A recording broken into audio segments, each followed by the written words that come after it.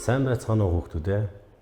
Та бүхэнд энэ хүү хичээл хүрж байгаа өдрийн мэндийг хүргье. Бид өмнөх 6 дугаар ангид үзэж өнгөрүүлсэн гайлглан бичсэн үгэг үлбэр бичил эрхийг Монгол өчигт хөрвүүлэх сэдвийг өнөөдөр гүнзгийрүүлэн баттхан үзэх болно. За ингээд гайлглаж бичихийн тулд юу хэрэгтэй вэ гэхээр нэгдүгээрт Монгол бичгийн бүх үсэг үеийг мэддэг байх хэрэгтэй. Хоёрдугаарт үсгийн үгийн эхэнд, үгийн дунд, үгийн адагт орох хэлбэрийг мөн адил ялгадаг байхыг чухалчилж байгаамаа. За юуг анхаарах хэрэгтэй вэ гэвэл маш олон зүйлийг гайлглан бичгийн тулд маш олон зүйлийг анхаарах хэрэгтэй байдаг. Гэхдээ багш нар өнөөдөр энд дэвсгэр үсэг буюу нэгдүгээрх нь дэвсгэр үсэг буюу үгийн дунд адагт үе битүүлэн орох үсгүүдийг хэрхэн бичих талаар бэлдэж ирсэн байгаа. За үүнээсээ на, га, да үсгүүдийг сонгож авсан байна. За жишээ нь на үсэг орсон анд, га үсэг орсон тоглох, да үсэг орсон зүтгэл гэсэн үгсийг бичихтэй галихт анда тоглохыг тоглоох хуу жид хөл гих зэргээр бичнэ. Гэвч бид галгаас шууд бичихтэй үсгийн дэвсгэрлэх байдал буюу үсэг дэвсгэр үсэг нь га на үсэг нь үе битүүлж орохдоо урдаа тусалгүй бичигднэ гэдгийг дүрмийг мэдэхгүйгээс болж бид өмнө тусал бичдэг байдлаар ингэж буруу бичдэг болвол зөв хэлбэр нь бол өмнө ямар нэгэн тусалгүй хаатай адилхан бичих зэргээр ялгадаг байгаа. Мөн да үсгийг үгийн дунд дэвсгэрлэж орвол гэдэс шүд, үгийн адагт дэвсгэрлэж орвол гэдэс сүүл орно гэдгийг бид мэдэхгүй улмаас иймэрхүү зэргийн алдаа гардаг байгаамаа. Зөв байдал нь бол энэ байна. Хоёрдугаарт нь ямар үгэн дээр маш ихээр алддаг байвал ном төсгүүд буюу ба, гэ, хэ, ингээ буюу их инхлэг үсгүүд дээгүүр маш их алдаа гардаг. За энэ үсгүүдийг нь номон дотор нь ихшгийг нь оруулж бичдэг. Энийг нь зөв хөлбөр нь бол энэ наарталт нь харагдаж байна. Ба, бэ, би, бобо, бөбү гэх мэтээр гэхэ тийм ээ хи хөөхүү гэх мэтээр ингээ харагдаж байна. Гэтэл энийг маань буруу бичээд бидний хүүхдүүд маань доор нь илүү нэг нуруу бичдэг. Нуруун дээрээ шүдэ, нуруун дээрээ шилбэ, нуруун дээрээ гэцээ гэх мэтээр ингэж бичснээрээ энэ нь өөрөө алдаатай болж байгаа. Энэ ямар алдаа гарч байгаа вэ гэхлээр энэ өөрөө тухайн үгийн зөв бичгийн дүрмийг зөрчиж байгаа болохоор үг алдаатай болохын хажуугаар өөр зарим нэг үгтэй андуурагдах тохиолдол гарна. Жишээ нь их инхлэг үсэг дээр эр үгэнд хэрвээ инхлэг үсэг орсон байвал хаа үсэг дотор нь эм үгэнд орсон байвал ийм байдалтай бичгийг бид салгаж бичснээрээ гэ үсэгтэй андуурагдж байгаа. Ийм байдлууд харагдаж байна. Гайлыг бичих нь одоо бүгдээрээ хамт самбар дээр байгаа эхийг уншия, жижигхэн дөрвөн мөрт эхийг уншия. За энэ бол сурах хүчгийн 49 дугаар талд байгаа. Сурах хүчгээ нэгээд 49 дугаар талаа гаргаараа сурна.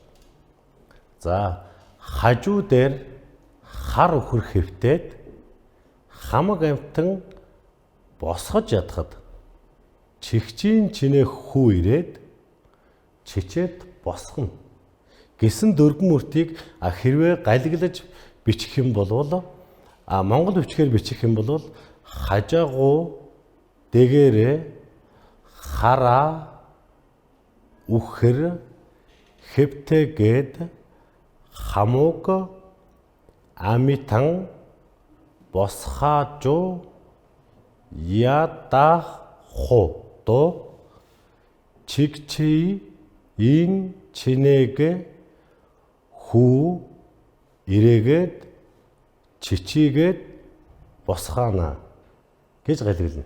За энэ нь бол галиг бичих гэдэг маань орчин цагийн монгол хэлний ярианы хэлээс бол баг зэрэг зөрөөтэй боловч монгол бичигт яг яаж бичсэн байна вэ? Яг түүнийг нь орчин цагийн үсгээр буюу кирилл үсгээр тэмдэглэсэн байгааг бол бид нар галиг бичиг гэж байгаамаа. За дараагийн бидний унших дадлага хийх өгүүлбэр маань энэ дээр багш нь анхаарах ёстой түрүү хэлсэн анхаарах ёстой өгүүлбэрүүдийг улаан өнгөөр ялгаж тэмдэглэсэн байгаа. Сайн хараад дагаад уншаарай багштайгаа хамт. За энэ хайртай бүгдээ бэн үнэт бүгдийн адил сэтгэл дотроо аван агуулуу ном буюу хайртай бүгдээ үнэт бүгдийн адил сэтгэл дотроо аван агуул ном гэсэн ийм өгүүлбэр байна. За бүгдээрээ одоо голыг нь олох ухаан буюу сурах бичгийн 50 дугаар тал дээр байгаа бичил эхийг галигаас нь монгол бичиг рүү буулгая. За бүгдээрээ дэвтрээ нээгээд үзэг болоо аваад зөв суугаад бичгээр бэлдээрэй. За ямар үсэг вэ? Яг түгээр нь буулгана. За монгол сая бид нар ярьсан их инхлэг буюу тэнд ном төсөг орж иж байна. За энийг яаж бичих вэ? За бүгдээр хамтдаа бичье.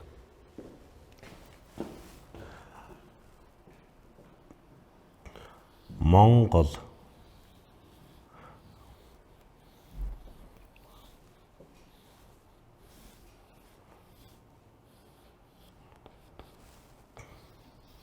За энд бол инхлэг үсгийн дотор талд нь дараагийн үсгийг оруулж бичнэ гэж хэлсэн ярьсан учраас энд инхлэг үсэгт нь энэ хооронд нь нуруу авахгүйгээр ингэж бичиж байгаа. За хүмүүн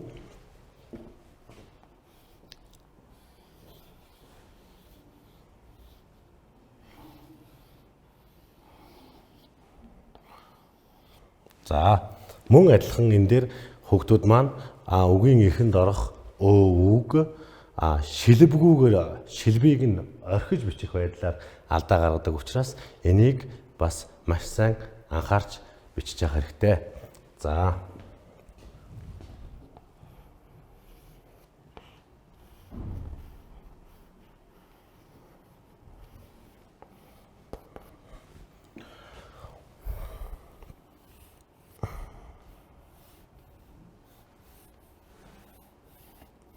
За Монгол хүн юмны гэж одоо бид нар бүгдээрээ унших хэрэгтэй тийм ээ. Ягуумаа ин гэд. Ягуумаа ин. За энд зураас татаад бичсэн байвал галиг дээр харагдаж байна, тодорхой харагдаж байна.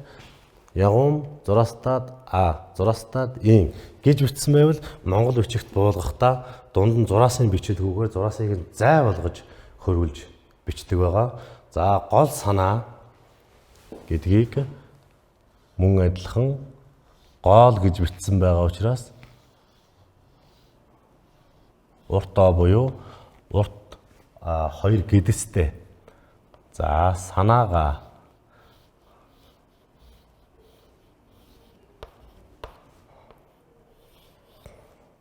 За энэ дээр гаанаа маань хоёулаа тусалтай харагдаж байна. Энэ нь яаж байгаа юм бэ гэвэл ард талд нь их шигтэй байгаа. Наа га гэдэг ард талдаа их шигтэй байгаа учраас энийг дэвсгэрлэхгүйгээр бичиж байгаа.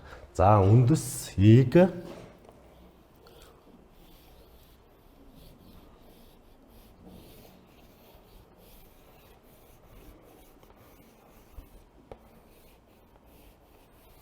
За үндэсийг гэхэд энд мөн адилхан наа усэг байна. Энд ч наа усэг байна. Гэхдээ энд бичгтээ тусалтай энд бичгтээ тусалгүй байгаа нь ард талд нь буюу гээгүүлэгч үсэг буюу энэ наа усэг маань өөрөө энд дэвсгэрлэж орж байгаа болохоор ингэж бичиж байгаамаа.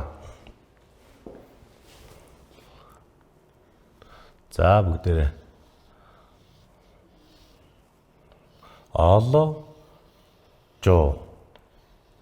олж хараху до банк ха бид нар үсгээ мэдэж байгаа учраас ра үе ямар байх вэ тийм ээ? Хараху зураас татаад дуу байвал бид зай болгож бичнэ тийм ээ. Харахтаа тун гаргууд. За тэн дээр мөн адилхан инх инхлэг буюу бидний нэг мэдгээр энэ үсгийн нэг хэлбэр маань энд байна. За тэрийг үгийн адагт яаж бичих вэ? Инх инхлэг үсэг гэдгийг бодоод маш сайн бодоод тун гаргууд гэж байгаа.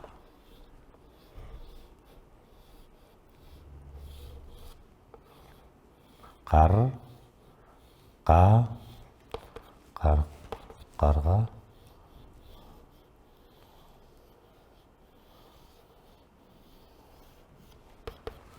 за энэ мөн адилхан дэвсгэр дэ үсэг буюу дэ үсэг маань алталтаа ямар нэгэн байдлаар их шиг аваагүй байвал үгийн төгсгөлд орохт нь гэдэс сүүлээр тэмдэглэдэг байна. За бүгдээр одоо дэвтэртээ багш нь хэлнэ. Үсгнүүдээ маш сайхан бодоод бичээрэй. Дур хай. Дур хай. Үгийн эхэнд дунд дуу тэгээд дэвсгэр эр тэгээд үгийн адагт орох и байх нь. Мэ дэ гэ лэл и гэдэг нь тусдаа ганц и бичигдэнэ. Заах тэргэл үзэгч хүүхдүүд маань сайн мэдж байгаа. Бо сод то бусдад ту гэ хүү түгэх түгэхийн тулд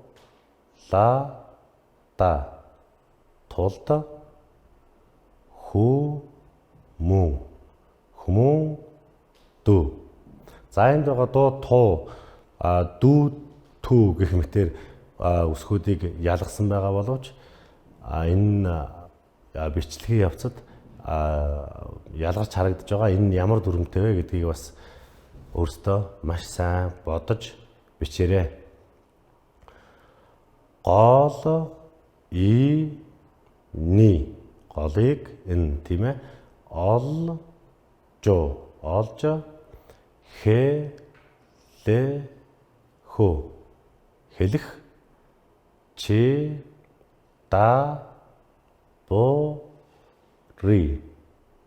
чадвар үнэхээр чухал бөгөөд голыг нь олж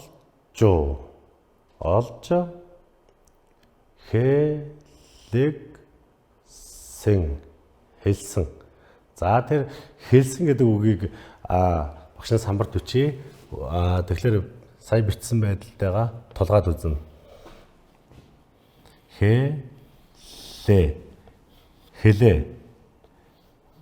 Хэлэгсэн. За энэ багшийнх нь бичсэнтэй таарж авал зөв бичсэн байна гэсэн үг тийм ээ. За за энэ дээр бол мөн түрүүний адилхан ганц гэдэг үгийг гагцаа гэж бичиж байна. Гагцаа гэдэг үг маань өөрөө дэвсгэр гээтэй байгааг маш сайн анхаараарай. Үг том асуудлыг ч гэсэн тийм ээ. За тэнд шийдвэрлэж. За тэрийг бүгдээрээ хамтдаа бичиж үзье.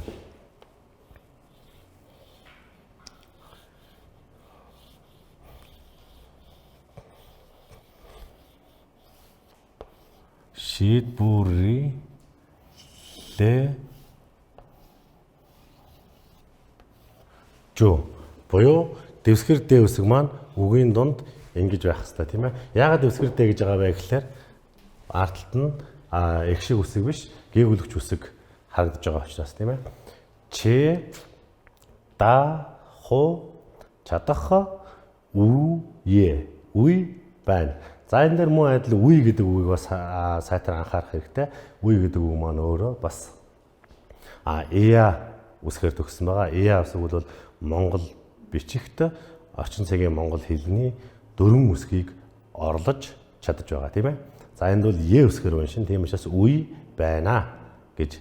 За тодорхой мэдээллийг бусдад түгээхийн тулд хүнд голыг нь олж хэлэх чадвар үнэхээр чухал бөгөөд голыг нь олж хэлсэн ганц үг том асуудлыг ч шийдвэрлэж чадах үе байна.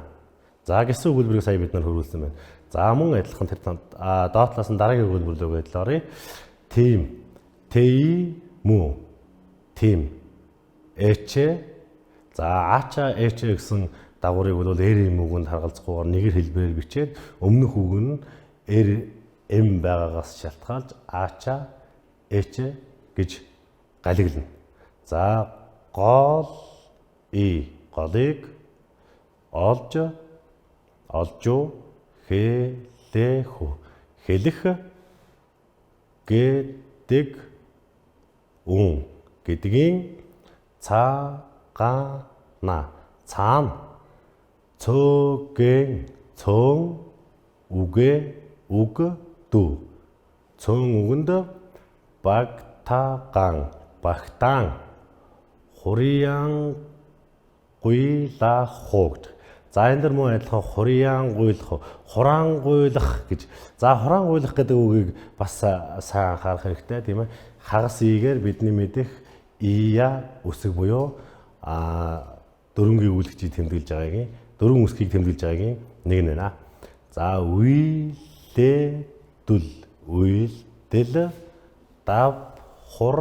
давхар хийгдэж гэж байна тийм ээ.